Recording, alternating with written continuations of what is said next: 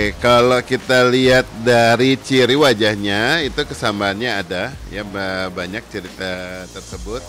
Tentu cuma tinggal sekarang bicara angle, bicara penampilan orang lagi istirahat ya, lagi apalagi ini kan kejadiannya kalau lihat dari waktunya ini malam hari ya, mungkin udah lelah gitu kan, ada posisinya di situ.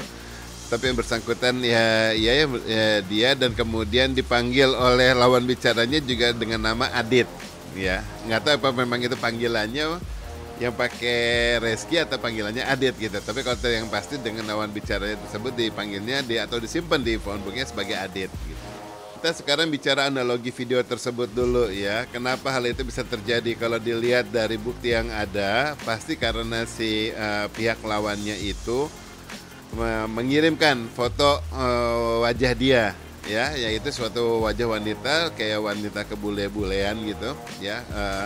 Setelah dikirim, kemudian terjadi video call. Video call yang pertama itu dengan durasi 1 menit 28 detik atau something ya, itu berupa video call, kemudian berulang kembali gitu ya. Biasanya kalau suatu video call yang dengan waktu yang berdekatan, mungkin sinyalnya jelek atau keputus, kemudian diulang kembali gitu ya. Nah, setelah diulang kembali, yang kedua durasinya itu selama 8 detik ya, 8 menit 2 detik. Sekarang yang durasi yang 8 tersebut, yang kelihatan mulai terpancing si prianya ini adalah justru pada detik-detik terakhir gitu. Ya, jadi biasanya hal ini terjadi, sangat mungkin bahwa ini biasanya mungkin terjebak oleh sex call ataupun video kontak-kontak yang selalu memancing si pria untuk mengeluarkan anggota tubuhnya kayak gimana.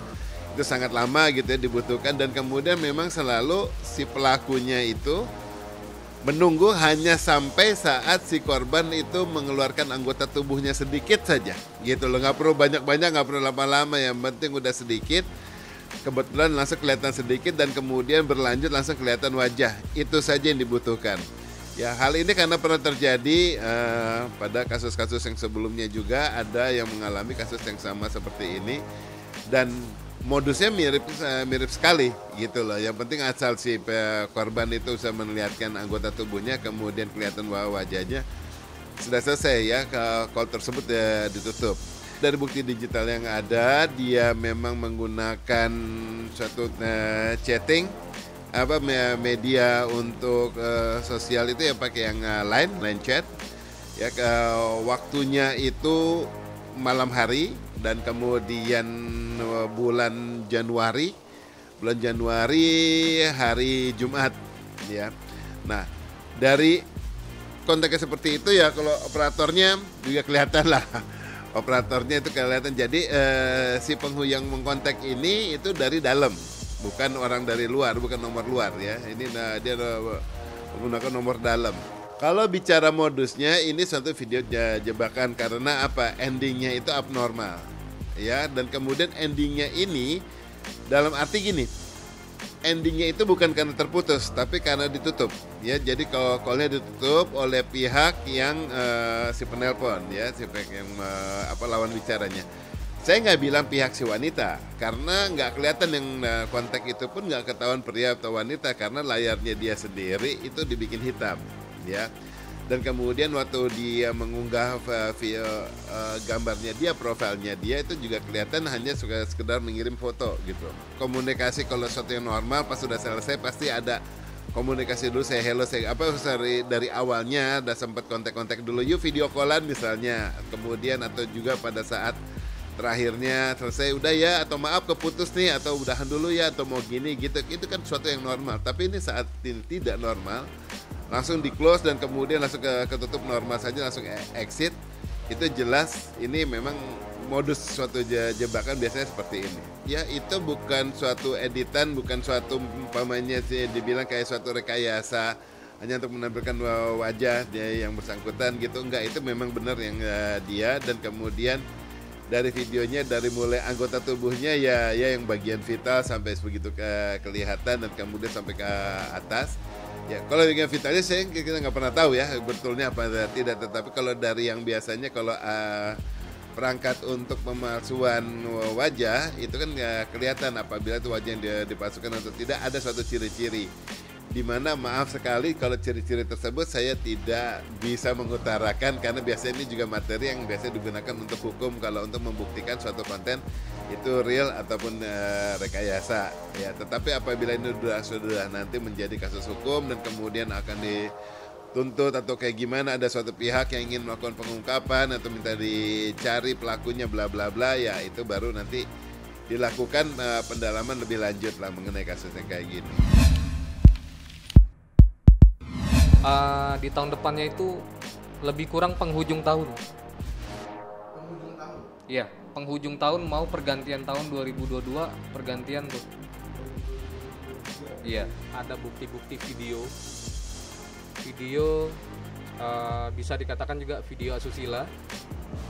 Dan membongkar aib bahwa R ini merupakan pernah menjadi simpanan seorang waria. Jadi kalau saya lihat memang di tahun kembar 2022 artis inisial R ini nanti menemukan banyak masalah. Selain ada musibah kecelakaan, ini juga dia ada permasalahan di rumah tangganya. Ya. Nanti ada muncul sosok perempuan yang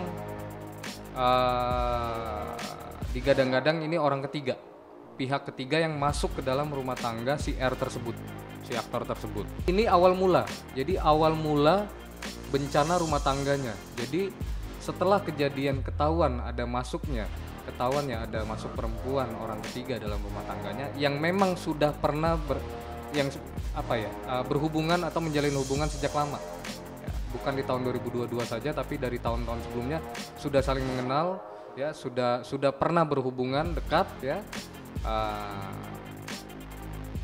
Ketahuannya di tahun 2022 terbongkar, dan ini awal mula bencana di rumah tangganya sampai terjadi perceraian. Kalau saya lihat akan terjadi perceraian, lalu karir aktor ini tidak sampai 5 tahun, di bawah 5 tahun sudah hilang namanya. Secara psikologis kita mengetahui bahwa setiap seseorang memiliki coping mechanism-nya masing-masing.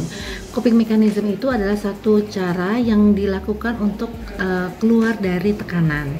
Dan setiap orang itu berbeda-beda. Tentunya pergi berlibur salah satu cara untuk relaksasi atau membuat diri menjadi lebih santai, terlepas dari permasalahan yang dihadapinya. Dan ini sah-sah saja karena setiap orang memiliki caranya sendiri-sendiri. Nah, terkait ketidakpedulian, saya rasa setiap orang juga punya hak untuk bersikap atau berkomentar, atau menurut saya setiap orang tidak sama dalam menanggapi apa yang diberitakan. Ada yang sifatnya reaktif, ada sifatnya santai. Dalam kasus ini mungkin saja Reski memiliki sikap yang santai saja, tidak reaktif dan tidak terpancing, dan menurut saya ya, ini boleh-boleh saja, dan bahkan ini mungkin dibutuhkan untuk seorang public figure agar tidak terpancing atau menjadi masalah yang lebih parah lagi. Dengan demikian kesimpulan saya bahwa sikap seseorang itu juga dilandasi dari pola pikirnya, coping mechanism-nya, dan ini wajar-wajar saja ketika seseorang keluar dari tekanan atau hal yang dihadapinya melalui berlibur atau hal lainnya. Setiap rumah tangga itu ada ujiannya masing-masing sih, itu aja sih. Sama sih. Ya kita laluin pegangan tangan nih. Ya gini ya. Nah gini nih. Aku support apapun yang suami aku kerjakan sih. Jadi ya udah percaya lah, udah sama-sama saling percaya. Jadi kalau yang kayak gitu-gitu mah kayaknya udah dibahas yang udah kayak udah lewat deh. Berkaitan dengan putusan Pengadilan Tinggi Banten yang memutuskan bahwa Rizky Aditya merupakan ayah biologis dari Putri Weni Aryani, ya, yang bernama Keke, ya. Sudah barang tentu putusan ini menggembirakan bagi Weni, ya. Dan putusan ini pun sudah pasti majelis hakim mempertimbangkan alat bukti, saksi dan sebagainya, ya. Dan bila Rizky Aditya menolak atau tidak menerima atas putusan ini, dia bisa melakukan kasasi, ya. Bisa melakukan kasasi karena itu merupakan hak yang diatur dalam undang-undang, ya, seperti itu. Dan sudah barang tentu bila Rizky Aditya mau melakukan kasasi, yang pasti ada syarat-syaratnya, ya. Mungkin salah satunya dia harus mau, ya, dilakukan tes DNA, ya, dicocokkan dengan putrinya ini, seperti itu. Dan kita harapkan semoga ini putusan yang terbaik dan juga bisa menyelesaikan masalah keduanya, ya. Menyatakan seorang anak perempuan bernama Naira itu adalah anak biologis dari tergugat garing terbanding. Selama ia dalam hal ini tergugat atau terbanding tidak dapat membuktikan sebaliknya. Ini juga dijelaskan oleh saksi ahli dari pembanding bernama Aris Merdeka Sirait. Isi putusan itu persis sama dengan pernyataan saksi ahli tersebut, mengatakan bahwa anak yang dilahirkan di luar pernikahan, ya, di luar pernikahan, mempunyai hubungan perdata dengan ibunya dan keluarga ibunya, termasuk dengan ayahnya, yang dapat dibuktikan, ya, berdasarkan ilmu pengetahuan dan teknologi, ya, dan teknologi atau alat bukti lain yang menurut hukum mempunyai hubungan dasar, termasuk hubungan perdata dengan ibunya.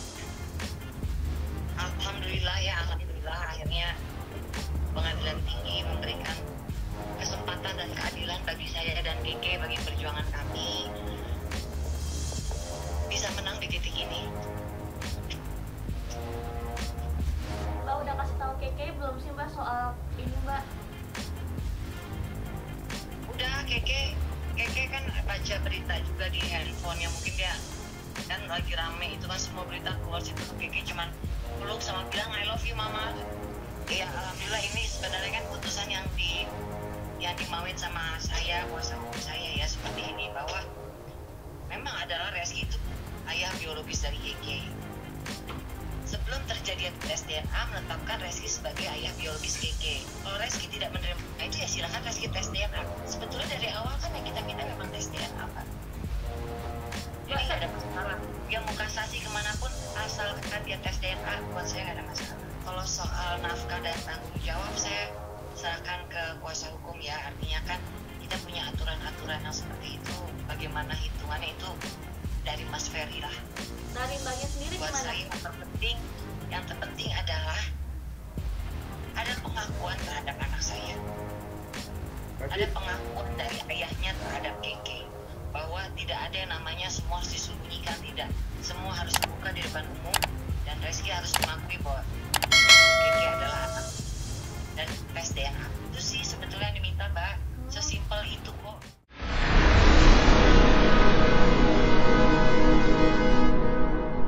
Jadi jangan lupa untuk subscribe Cumi Cumi. Ditekan ya tombol lonceng merahnya.